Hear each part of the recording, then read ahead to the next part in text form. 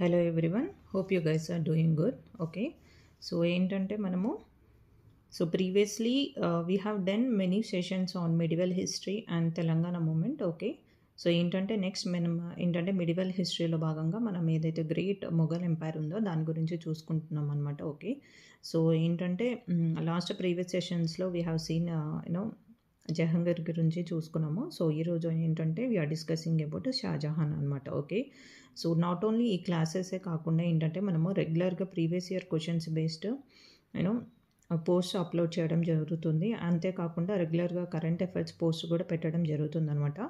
So ఒకసారి YouTube channel subscribe చేసుకుంటే ఏంటంటే మీకు రెగ్యులర్ అప్డేట్స్ అనేది రావడం జరుగుతుంది. ఓకే, వీడియో ఏమన్నా మీకు లెంతీ అనిపిస్తే కొంచెం ఫాస్ట్ ఫార్వర్డ్ పెట్టుకొని ఎక్కడ స్కిప్ చేయకుండా చూడండి. సో దట్ మీకు ఏంటంటే చాలా హెల్ప్ఫుల్ కంటెంట్ అయితే ఉంటుందన్నమాట. ఓకే, సో మీరు చూస్తున్న ప్రతి టాపిక్ ఏదైతే ఉందో దాన్ని ఎక్కడ అంటే ఎలా ఉందో ఏంటో నాకు కామెంట్ సెక్షన్లో ఫీడ్బ్యాక్ కూడా ఇవ్వచ్చు అనమాట. ఓకే, సో దట్ ఇంకా బెటర్ వీడియో చేయడం జరుగుతుందనమాట. ఓకే, సో ఇంకా డిలే చేయకుండా ఈరోజు టాపిక్లోకి వెళ్ళిపోదాము.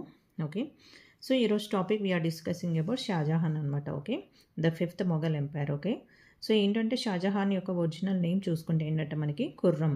ఖుర్రం యొక్క మీనింగ్ వచ్చేసి ఏంటి, హ్యాపీనెస్ అనమాట. Okay, so Khurram so happiness అనే మీనింగ్ ఎందుకు ఇవ్వడం జరిగిందని అంటే, so he was brought up by the childless wife of Akbar అనమాట. ఓకే, సో అక్బర్ యొక్క వైఫ్ రుబియాత్ బేగం ఎవరైతే ఉన్నారో, రుబియాత్ బాయ్ సారీ. ఓకే, తను ఏంటంటే ఖుర్రంని పెంచడం జరుగుతుందనమాట. Okay, she was happy. Okay, so ఎప్పుడైతే తినని పెంచుతుందో, షాజహాన్ని పెంచడం జరుగుతుందో షీ వాజ్ హ్యాపీ అనమాట. సో విత్ దట్ ఏంటంటే ఖుర్రంకి హ్యాపీనెస్ అని పేరు రావడం జరిగిందనమాట. ఓకే, ఖుర్రం అంటే హ్యాపీనెస్ అనమాట. ఓకే, సో ఈయన యొక్క టైం పీరియడ్ ఇన్ మొఘల్ ఎంపైర్లో భాగంగా చూసుకుంటే 1627 to 1658. ఓకే, ఈయన యొక్క పీరియడ్ని మనం ఏమని చెప్తామంటే golden period of Mughal rule అని చూసుకోవచ్చు అనమాట. ఓకే, సో బిఫోర్ ఏదైతే లాట్ ఆఫ్ అన్సర్టనిటీ ఏదైతే ఉందో అదేంటంటే సెటిల్ అవ్వడం జరిగిందనమాట. ఎకనామికల్గా కావచ్చు, పొలిటికల్గా కావచ్చు. ఏంటంటే షాజహాన్ పీరియడ్లో ఏంటంటే మనకి కొంచెం ఒక యూనో ఒక స్థిరత్వం రావడం జరిగిందనమాట. ఓకే,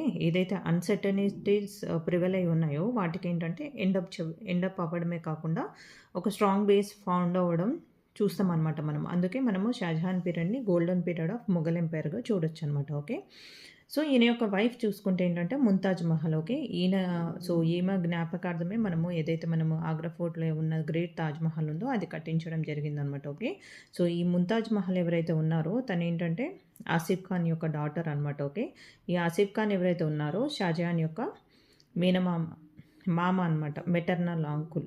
ఓకే, సో ఏంటంటే తనని షాజహాన్ పీరియడ్లో భాగంగా ఆసిఫ్ ఖాన్ ఏంటంటే ప్రైమ్ మినిస్టర్గా తన యొక్క బాధ్యతలు నిర్వర్తించాడు అనమాట. ఓకే, సో ఈయన యొక్క టైటిల్ చూసుకుంటే ఏంటంటే మనకి షాజహాన్ ఎవరైతే ఉన్నారో ఇన్ 1592 లాహోర్లో జన్మించడం జరిగిందనమాట. ఓకే, షాజహాన్ ఎవరైతే ఉన్నారో తను ఏంటంటే 1592 లాహోర్లో జన్మించడం జరిగిందనమాట. ఓకే, ఈ was one of the Sons of Jahangir.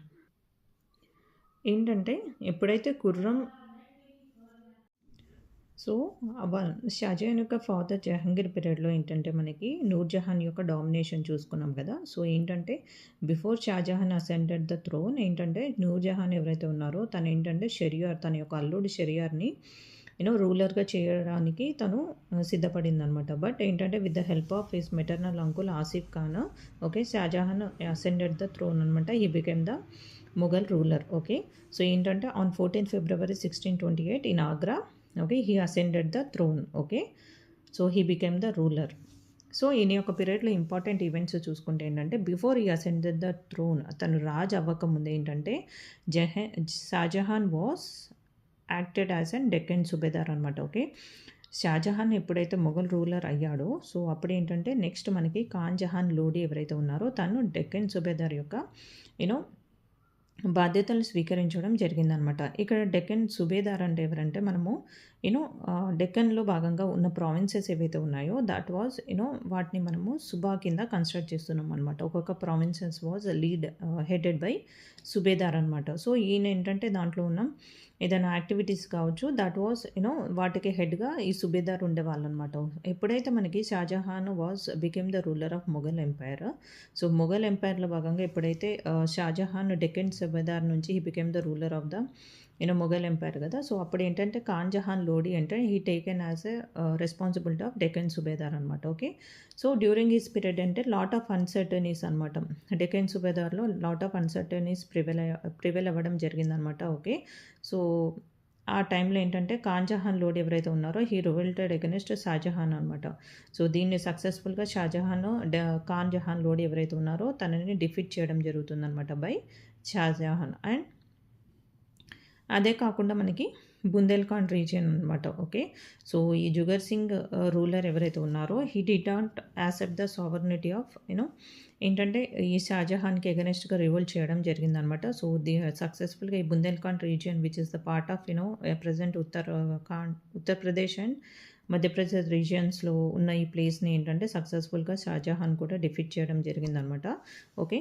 దాని తర్వాత చూసుకుంటే మనకి 1632 పీరియడ్లో ఏంటంటే మనకి సివియర్ డ్రాట్ అనమాట. ఓకే. కరువు ఫేస్ అవ్వడం జరిగిందనమాట. ఓకే. సో దీనివల్ల ఏంటంటే మనకి డెక్కన్ రీజియన్స్లో అండ్ గుజరాత్ కాందేశ్ రీజియన్స్ ఏవైతే ఉన్నాయో అవి సివియర్గా ఎఫెక్ట్ అవ్వడం జరిగిందనమాట. ఓకే. సో ఏంటంటే అబ్దుల్ హమీద్ లోహరి ఎవరైతే కోర్ట్ హిస్టరియన్ ఆఫ్ షాజహాన్ ఎవరైతే ఉన్నారో తను ఏంటంటే తన యొక్క రైటింగ్స్లో భాగంగా తను చెప్పడం జరిగిందనమాట. ఓకే. ఎవరైతే ఆస్థాన కవులు కానీ ఎవరైతే ఆఫీసర్స్ కానీ ఎవరైతే as a part of Mughal రూల్లో భాగంగా ఎవరైతే ఉన్నారో వాళ్ళు ఏంటంటే సక్సెస్ఫుల్గా ఈ డ్రాట్ యొక్క కండిషన్స్ ఏవైతే ఉన్నాయో దాన్ని ప్రివెంట్ చేయలేకపోయారు. అంటే ఆ డ్రాట్ సమయంలో వాళ్ళకి కావాల్సిన ఫుడ్ కావచ్చు, ఇంకా వాళ్ళకి కావాల్సిన రిక్వైర్మెంట్స్ ఏవైతే ఉన్నాయో సో ఏంటంటే అది చూసుకోవాల్సిన బాధ్యత మొఘల్ రూల్ షాజహాన్ది కదా. బట్ ఏంటంటే తనంత ఎఫెక్టివ్గా చూసుకోలేకపోయాడు, ఆ సిచ్యువేషన్ని హ్యాండిల్ చేయలేకపోయారు ఆ యొక్క పరిస్థితిని అని చెప్పేసి తన యొక్క బుక్లో రాయడం జరిగిందనమాట by Abdul Hamid Lahori court historian of Shahjahan. Okay. So next important event చూసుకుంటే ఏంటంటే మనకి డెక్కన్ పాలసీ అనమాట. ఓకే. సో డెక్కన్ పాలసీలో భాగంగా ఏంటంటే అహ్మద్ నగర్ రీజియన్ ఏదైతే ఉందో దాని మీద మనకి 3 times ఇన్వైట్ చేయడం జరిగిందనమాట. ఓకే. సో ఈ డెక్కన్ పాలసీ ఏదైతే ప్రీవియస్ వాళ్ళ యొక్క తండ్రి ఫాలో చేసిన ఏదైతే వార్ స్ట్రాటజీ ఉందో దాన్ని షాజహాన్ ఫాలో అప్ చేయడం జరిగిందనమాట. Okay. With that he revolted on Ahmednagar region ఏదైతే ఉందో okay under the control of Nizam Shah. Okay. So దాన్ని సక్సెస్ఫుల్గా అనెక్స్ చేయడం జరిగిందనమాట. ఓకే. సో ఇన్ 1633 ఈ ప్లేస్ అహ్మద్ నగర్ ఏదైతే ఉందో that was annex to the Mughal empire అనమాట. విత్ దట్ డెక్కన్ సుల్తానేట్లో భాగంగా ఏదైతే Ahmednagar annexation of Ahmednagar was completely ended up అనమాట. ఓకే. ఈ ప్లేస్ అండ్ నెక్స్ట్ చూసుకుంటే మనకి డెక్కన్ సుల్తానేట్లో భాగంగా బీజాపూర్ గోల్కొండ రీజియన్స్ ఏవైతే ఉన్నాయో Bijapur under the control of Adil Shahis, Golconda under the control of Qutub Shahis in 1636. వీళ్ళు ఈ బీజాపూర్ గోల్కొండ సల్తనేట్స్ ఎవరైతే ఉన్నారో వీళ్ళు ఏంటంటే they accepted the sovereignty of rule అనమాట. Okay. So sovereignty of Mughal రూల్ని యాక్సెప్ట్ చేయడం జరిగింది. అండ్ దే వాంటెడ్ ఒక అగ్రిమెంట్ ఏంటంటే రెగ్యులర్గా మేము ట్యాక్స్ని పే చేస్తాము మొఘల్ రూలర్కి అని చెప్పేసి ఒప్పందం కుదుర్చుకోవడం జరిగిందంట. With that Bijapur Golconda sultanates Deccan సల్తనట్లో భాగంగా ఈ ప్లేసెస్ కూడా they became under the control of Shahjahan అనమాట in 1636. Okay. Next important event చూసుకుంటే ఏంటంటే మనకి షాజహాన్ పీరియడ్లో ఓకే పోర్చుగీస్ మీద ఇన్వెన్షన్ అనమాట. ఓకే. సో పోర్చుగీస్ ఏంటంటే హుగ్లీ ఇన్ బెంగాల్లో అనే రీజియన్లో వాళ్ళ యొక్క ట్రేడింగ్ సెంటర్ని ఎస్టాబ్లిష్ చేయడం జరిగిందనమాట. ఓకే. సో ఏంటంటే మొఘల్ ఎంపైర్ స్టార్ట్ అవ్వకముందే సో మనకు ఆల్రెడీ తెలుసు కదా 1498 ఓకే ఎప్పుడైతే మనకి Vasco da Gama through sea route trading పర్పస్కి రావడం జరిగిందో విత్ దాట్ ఏంటంటే ట్రేడింగ్ యాక్టివిటీస్ అనేది జరుగుతుండేవన్నమాట. ఓకే. సో మనకి అందరికీ తెలిసిందే కదా. సో ఫస్ట్ మనకి యూరోపియన్స్ ఎవరు వచ్చి ట్రేడింగ్ పర్పస్ కోసం వచ్చింది ఎవరన్నీ చూసుకుంటే మనకి పోర్చుగీస్ కదా. సో అలాగే ఏంటంటే సో పోర్చుగీస్ ఏంటంటే వాళ్ళ యొక్క ట్రేడింగ్ యాక్టివిటీస్ని స్ట్రాంగ్ చేసుకోవడం జరిగిందనమాట. Okay. With that they established వాళ్ళ యొక్క ట్రేడింగ్ సెంటర్ యొక్క యాక్టివిటీస్ ఎట్ హుగ్లీ ఇన్ బెంగాల్లో వాళ్ళ యొక్క ట్రేడింగ్ సెంటర్ని ఎస్టాబ్లిష్ చేయడం జరిగిందనమాట. ఓకే. సో ఏంటంటే మరి షాజహాన్ ఎందుకు పోర్చుగీస్ మీద రివోల్ట్ చేయడం జరిగిందని అంటే ఏంటంటే ఈ పోర్చుగీస్ పీపుల్ ఎవరైతే ఉన్నారో వాళ్ళు ఏంటంటే వీళ్ళు స్లేవ్ లేబరీ అనమాట. ఏంటంటే పన్నులు ఇష్టం వచ్చినట్టు కలెక్ట్ చేయడము. ఇంకేంటంటే ఫోర్టిఫికేషన్ ఆఫ్ ఫోర్ట్స్ గానీ, ఏదైతే ఎగైనెస్ట్ షాజహాన్ రూలర్‌కి ఇంకేంటంటే కన్వర్షన్ అనమాట. సో, ఈ పోర్చుగీస్ ఎవరైతే ఉన్నారో వాళ్ళు క్రిస్టియన్స్ కాబట్టి చాలా మందిని క్రిస్టియానిటీగా కన్వర్ట్ చేయడం జరిగిందనమాట. ఓకే. సో, విత్ దట్ ఏదైతే పోర్చుగీస్ యొక్క ఇన్‌ఫ్లూయెన్స్ ఏదైతే ఉందో ఓకే. పీపుల్స్ మీద. సో, దానికి ఎగనెస్ట్‌గా షాజహాన్ పోర్చుగీస్ మీద ఇన్వైట్ చేయడం జరిగిందనమాట. Okay. So, that is on battle of Hooghly in 1632. Okay. So, ఈ హుగ్లీ పోర్ట్ ట్రేడింగ్ సెంటర్ ఏదైతే ఉందో that was captured by the ruler Shahjahan అనమాట. విత్ దట్ ఏదైతే పోర్చుగీస్ యొక్క trading centre at Hooghly in Bengal ఏదైతే ఉందో that was ended up. So, later ఏంటంటే Portuguese Goa వాళ్ళ యొక్క మనము పోర్చుగీస్ యొక్క ట్రేడింగ్ సెంటర్ చూసుకుంటే ఏంటంటే వాళ్ళు గోవాని హెడ్ క్వార్టర్ చేస్తూ రూలింగ్ చేయడం జరిగిందనమాట. ఓకే. అంతేకాకుండా సెంట్రల్ ఏషియన్ పాలిసీ అనమాట. సో, మెయిన్‌గా మనం ఇక్కడ మొఘల్ ఎంపైర్స్ గురించి చూసుకుంటే ఏంటంటే, మొఘల్ ఎంపైర్స్ ఎవరు? వీళ్ళు తైమూర్ సక్సెషన్స్ నెక్స్ట్ జనరేషన్స్‌గా మనం చూడొచ్చనమాట. సో, వీళ్ళ యొక్క యాన్సిస్టర్స్ ప్లేస్ ఏదైతే ఉందో ఓకే. సో, అదేంటంటే మనకి సెంట్రల్ ఏషియాలో భాగంగా చూడొచ్చనమాట. ఓకే. సామర్కండ్, ఉజ్బెకిస్తాన్ రీజియన్ ఏదైతే ఉందో దట్ వాస్ ప్లేస్ ఆఫ్ వాళ్ళ యొక్క మదర్ ల్యాండ్ ప్లేస్‌గా చూడొచ్చనమాట. లేటర్ వాళ్ళేంటంటే అక్కడి నుంచి మనకి ఇక్కడికి రావడం జరిగింది. And they established Mughal empire. అవునా కదా! సో, బై బాబర్ అనమాట. Founder of the Mughal empire వచ్చేసి బాబర్. సో, తర్వాత వాళ్ళేంటంటే ఒక స్ట్రాంగ్ బేస్‌ని లీడ్ చేస్తూ ఓకే. ఇక్కడ నార్త్ ఇండియాని కంప్లీట్‌గా రూలింగ్ చేయడం జరిగిందనమాట. ఓకే. షాజహాన్ పీరియడ్‌లో భాగంగా తనేంటంటే he wanted to annexe. So, వాళ్ళ యొక్క మదర్ ల్యాండ్ ఏదైతే ఉందో దాంట్లో ఉన్న రీజియన్స్ ఏవైతే ఉందో దాన్ని కూడా అనెక్స్ చేయడానికి ఓకే. తన యొక్క ఎఫర్ట్స్ పెట్టడం జరిగిందనమాట. సో, బట్ ఏంటంటే so, lots of economic loss కూడా ప్రివైల్ అవుతుంది. బట్ వాళ్ళేంటంటే సింగిల్ ప్రావిన్స్‌ని కూడా క్యాప్చర్ చేయలేకపోయారనమాట. ఓకే. సో, ఏంటంటే ఈ సెంట్రల్ ఏషియన్ పాలిసీలో భాగంగా so, that showed the weakness of Mughal forces అనమాట. సో, షాజహాన్ పీరియడ్‌లో భాగంగా మనం ఏంటంటే డెక్కన్ పాలిసీ చూసుకున్నాము అండ్ సెంట్రల్ ఏషియన్ పాలిసీ చూసుకున్నాము. అండ్ ఏదైతే మనకి పోర్చుగీస్ యొక్క పోర్చుగీస్ యొక్క రిలేషన్ ఏదైతే ఉందో అది కూడా చూసుకున్నాం అనమాట. సో, ఏంటంటే ఇన్ 1657 ఓకే. షాజహాన్ ఏంటంటే తను సిక్ అవ్వడం జరుగుతుందనమాట. Okay. Due to illness. Okay. So, ఏంటంటే అప్పుడేంటంటే తన యొక్క సన్స్ ఎవరైతే ఉన్నారో సో, మెయిన్‌గా మనము 4 సన్స్‌ని చూసుకోవచ్చనమాట. ఓకే. సో, దాంట్లో ఎల్డెస్ట్ సన్ వచ్చేసి ఏంటంటే మనకి దారుషికో. తన పేరు వచ్చేసి దారుషికో. ఓకే. ఇంకా ఏంటంటే ఔరంగజేబ్, మురాద్, సుజావత్ వీళ్ళేంటంటే సన్స్ ఆఫ్ ద షాజహాన్ అనమాట. ఓకే. సో, ఏంటంటే during his father rule so, Shahjahan యొక్క రూలింగ్ పీరియడ్‌లో భాగంగా ఏంటంటే Dara Shikoh was made as an governor of Multan అనమాట. ఔరంగజేబ్ వచ్చేసి ఏంటంటే మనకి ఏదంటే డెక్కన్ సుబేదార్ యొక్క ఇన్విటేషన్ చూసాం కదా! సో, అప్పుడేంటంటే ఆఫ్టర్ ఆ డెక్కన్ సుబేదార్ క్యాప్చర్ చేసుకున్న తర్వాత Aurangzeb was placed as an subedar of Deccan అనమాట. ఓకే.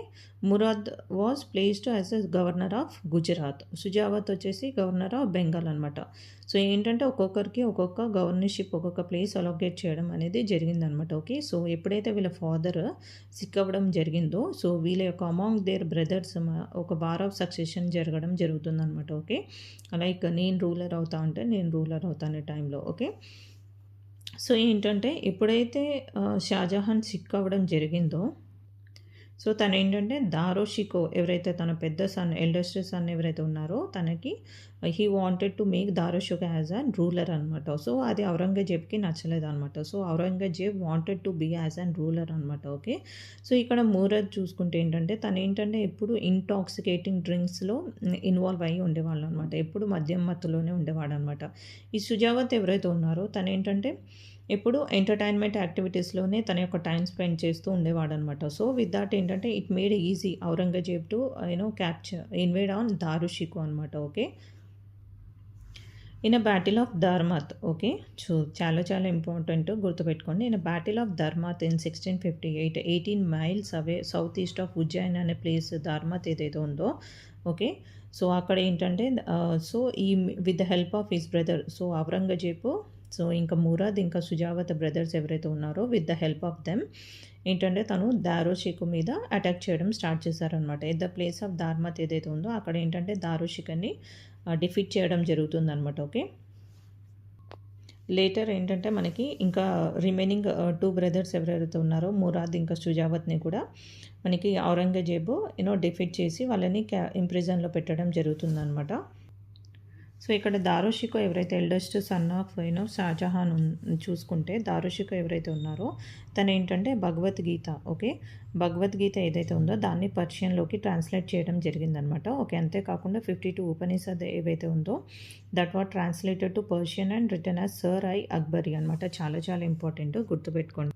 మనకి మెయిన్‌గా ఏంటంటే మేబీ బ్యాటిల్స్ గురించి అడగొచ్చు, లేదంటే వాళ్ళ టైటిల్స్ కావచ్చు, లేదైతే ఇంపార్టెంట్ రైటింగ్స్ ఏవైతే ఉన్నాయో వాటి గురించి అడుగుతారనమాట. సో బేసిక్‌గా ఇక్కడ ఏంటంటే మనకి ఈ ట్రాన్స్లేషన్స్ ఉన్నాయి కదా, so that was translated to Persian అనమాట.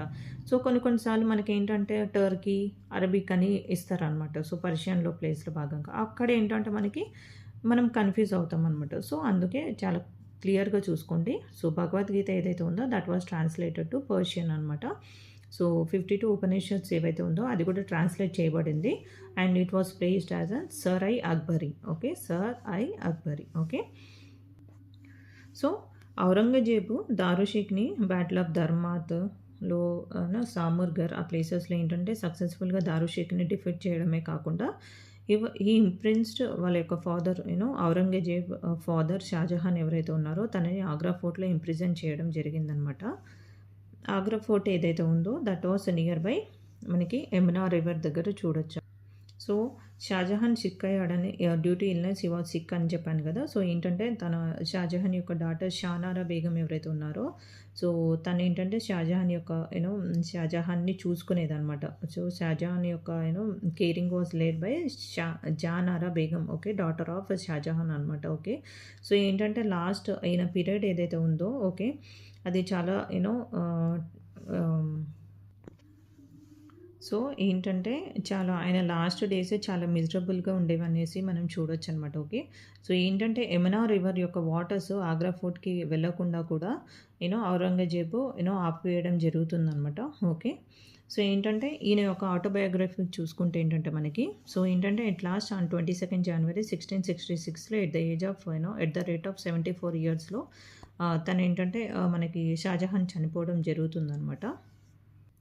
ఓకే, తన తండ్రి చనిపోకముందే ఇన్ 1658 ఔరంగజేబ్ ఏంటంటే so he became the ruler of Mughal empire అనమాట. ద లాస్ట్ గ్రేట్ మొఘల్ ఎంపరర్గా మనం చూడొచ్చు అనమాట ఔరంగజేబ్ని. ఓకే, సో ఏంటంటే సో ఎప్పుడైతే షాజహాన్ని ఆగ్రా ఫోర్ట్లో ఇంప్రిజన్ చేయడం జరుగుతుందో okay he declare himself as an king అనమాట. ఓకే, సో ఏంటంటే ఔరంగజేబ్ ఎవరైతే ఉన్నారో the last great Mughal emperor అనమాట. ఓకే, సో షాజహాన్ 1666లో తను చనిపోవడం జరుగుతుందనమాట. Okay, so autobiography of Shahjahan చూసుకుంటే ఏంటంటే మనకి పాదుషా Nama return by the Abdul Hamid Lahori ఎవరైతే court historian of Shahjahan. Okay, ఇంకోటి ఏంటంటే మనకి షాజహాన్ నామా ఇనాయత్ ఖాన్ రిటర్న్ బై ఇనాయత్ ఖాన్ అనమాట. సో ఈ పేర్లు ఇంకా ఈ బుక్స్ నేమ్స్ చాలా చాలా ఇంపార్టెంట్, గుర్తుపెట్టుకోండి.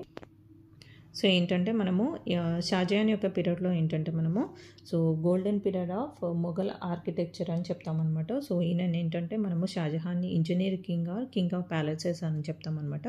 సో ఈయన యొక్క పీరియడ్లోనే ఏంటంటే మనము ఏదైతే red fort, Jama Masjid, Moti Mahal, Taj Mahal, okay, Diwan i Khas, దివానా ఖాయం, ఓకే, ఇంకా షాలిమార్ గార్డెన్స్ ఏవైతే ఉన్నాయో ఇవి during his period of Shahjahan కట్టించడం జరిగిందనమాట. చాలా చాలా ఇంపార్టెంట్.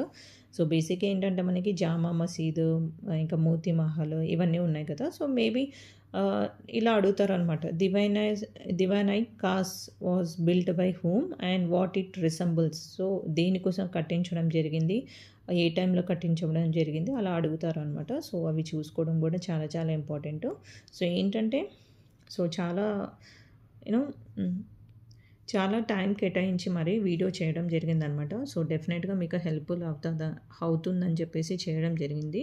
సో మీకు గనక వీడియో నచ్చితే లైక్ చేసి సబ్స్క్రైబ్ చేయండి. సో ఇంకా మోర్ అండ్ మోర్ వీడియోస్ కూడా చేయడం జరుగుతుందనమాట. ఓకే, సో మీ యొక్క ఫీడ్బ్యాక్ నా కామెంట్ సెక్షన్లో తెలపొచ్చు. Okay, so thank you.